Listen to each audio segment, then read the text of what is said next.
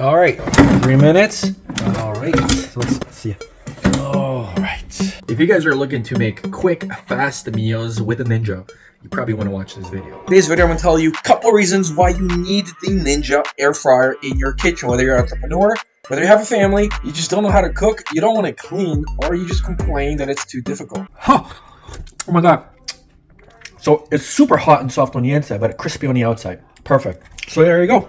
So you guys know that I have a lot of appliances, a lot of my kitchen gadgets. So today we finally picked up a big version of the Ninja air fryer. This is the 3.8 liter capacity, fits 900 grams of fries, but we're gonna go and test this out. It comes in different colors, so we obviously wanted to match, because it's a thing, you gotta match your appliances, I suppose. And this is it, we already plugged it in. It operates off of a standard 110 volt. It's got a handy little sticker here that tells you fries, chicken, how long things take at what temperature. And if you're asking me, is it okay to have this here and not like on the counter in the kitchen? And the answer is yes, absolutely. These things are kind of designed to not just work on like tiled surfaces. So you're gonna have some heat coming out of here, but you know, nothing that's going to damage the wood that's here. Easily take this out. There's like a non-stick surface at the very bottom. It's super easy to clean. They gave you this metal basket with handles so you can take your whatever out. And this part here comes out as well. And then here at the bottom, there are these like wheels, but they're kind of like rubbery, silicone things. But for some reason or another, they just don't melt. But yes, you can obviously stick this in a dishwasher as well. This is all plastic. This is plastic handle as well, so nothing that's really going to corrode it. Inside here, this is your heating element at the very bottom, so everything happens underneath here. At the very top, there's another heating element, as you can see here. This is like one of those burners that you would find like on a campsite.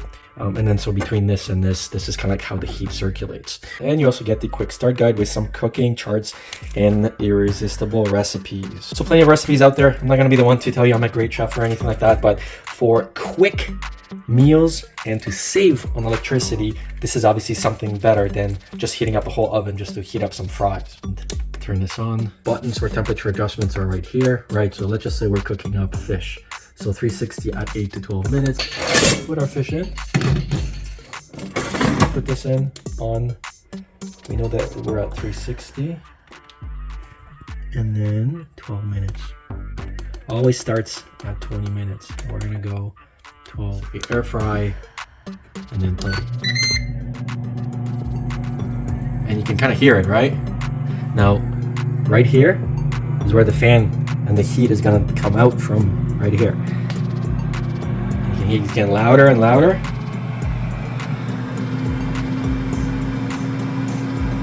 This is about as loud as it's going to get. You can also feel the fan coming out at the bottom. Like there's like a little draft coming over here. And also what I like is that you can actually increase the temperature or lower it on the fly. See? And then you can even lower the timers, except it does go by minute increments. Alright. Now, I'm just going to tell you where it's warm. So, as it's warm, but I can still keep my hand here. Okay, if you go to the very back of the unit, that's where it's the hottest. But nowhere is it super hot. Now, up here, it's not even that hot here. Definitely not as hot as the unit. In the front, cool. Here, even cooler. So let's see how the flesh came out, and you can see some of the juices and whatnot went down. It looks pretty crispy. Also here, hot obviously, and don't touch that. The hottest part, of course, is going to be underneath here, so be careful where you set it. I'd probably say set it on like a cork, or here, don't set it on like a ceramic countertop because you may just melt it. So I definitely cooked through. I actually even think that it's cooked too much. So play with these settings, but you could probably get away, at least with the fish. Let me see what it tastes like. It tastes good,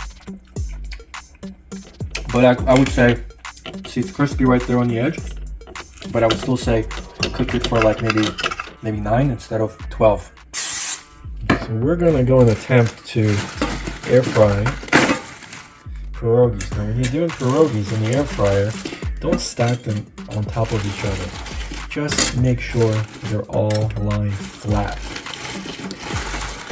Now all pierogies are partially cooked, so air frying is absolutely fine. Coat them with a little bit of olive oil. In our case, we have our spray, so they don't dry out. Air fry these at 390 for about 11 minutes. All right. Oh, look at that. Some of the cheese actually even exploded. So I feel that I could have probably had it at like 9 minutes. So the idea is to have the outside crispy, but the inside soft. So, as you can see, the inside is soft. Definitely hot. Let me try the exterior. Oh yeah. It tastes like a calzone. It's freaking awesome. But it is a little dry, so you definitely need to dip stuff like this in sour cream. So what I'm really digging about the air fryer is that I can exactly know how long something's gonna take me instead of the oven. Is that if I want pierogies, if I want fish, if I want chicken, if I want salmon, I know exactly how long the dish is gonna take me to make. So this is a pita with some cheese on it. Now I love making pita pizzas in the oven, and I set it at 380 degrees at about 10 minutes, and then I'll leave it in there for another 2. So let's see if we can speed this up and if this can actually make pita pizzas. So power, air fry, we're gonna go up to 400, and we're gonna leave this at 5 minutes because this should cut everything down in half. All right, and we just crisped it up way too much. So I think this should safely cook in about 2 minutes. But don't worry, it's not wasted. It is still nice and soft and crunchy on the bottom and on the inside, and it's not technically burnt on top. But you definitely want to go and set this to about 3 minutes tops. All right, so this is a standard naan. I just wanted to see if I can make a pita pizza right inside because I burned the other crisp. So yeah, it fits. So let's go and just put our topping. Very basic pita pizza. Now let's try this again. This time we're gonna drop the temperature down to 330, and we're gonna press play. And we're gonna put this for 3 minutes only. So let's just see how well that goes. It's a pretty confined space, so of course it's gonna cook faster. All right, 3 minutes. It's a little crispy, not enough. Carrots are done. I mean, this is all pre-cooked meat. So what I would say is that I either crank up the heat next time, or I do another 1 minute. I'm gonna really crank this up to 390, and then that should be good. And let's try this again. Definitely better. So there you go. We're gonna go and put some chicken breast on here. This is about a 2.5 inch thick piece of breast. I recommend cutting little slits inside the breast so it cooks a little faster. You can always just jab it as well. And then we're gonna go and turn this on at 360 at 15 minutes.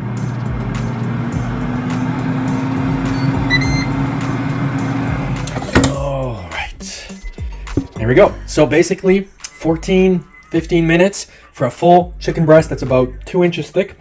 The chicken breast is so juicy on the inside that it still melts in your mouth. And this is basically my dinner. All right, so we're gonna go and put the chicken once more time, but this time we put some seasoning on it. We put some veggies in here to roast. Okay, we're gonna do 350 at 15 minutes. And this is our sweet spot. And this is all you need to do to basically cook dinner. You can throw a baked potato, maybe a cauliflower, spray a little olive oil on top of the chicken, put a little sauce on that, and you won't even have to season it. All right, so let's see. It looks very roasted. The veggies definitely are crisp. The onions are actually a little too roasty, I think. Let me see. Let me try this. Wow. Actually, it's so juicy.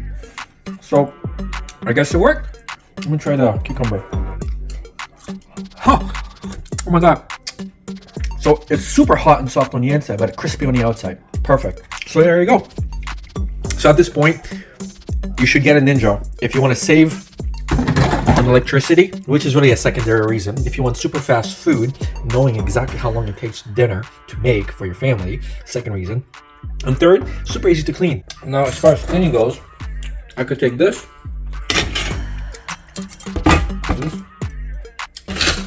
and this, and I can take all this and stick it in the dishwasher. Just don't put the main unit in the dishwasher. If I want to cook something quick, I just put it in here, And let's be honest, I'm not gonna be cleaning this every day. And then when I do my dishwasher, it's every 2-3 days, I just pop that in and we're good to go. Super perfect little cooking companion, and I pretty much eliminated the use of the stove by 50%. This is definitely something that I didn't really think that I needed, even though my mom told me, my brother told me, because they all had the Ninja, and I even got the Ninja for all my tenants, yet I didn't get one till now. Anyways, I got it because of the color. That's the video. Thanks for watching.